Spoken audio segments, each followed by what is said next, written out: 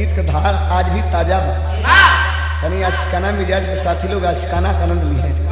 कैसे लाल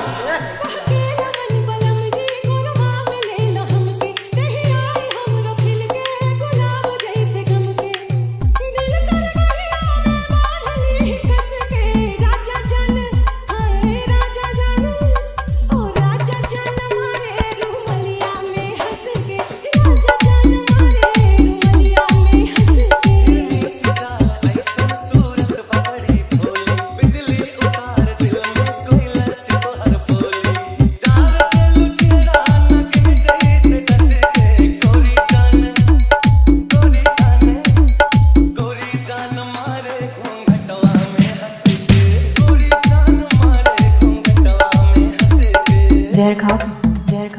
तुम खिलाओगी हाँ खा लो कसम से खिला दूँ कसम से खिला दूँ तुमसे खा लो मर जाओगे आदत ये तो फिर तुम सोचना मैं तो मर जाऊंगा तुम मर गए कसम से मैं भी मर जाऊंगी पीछे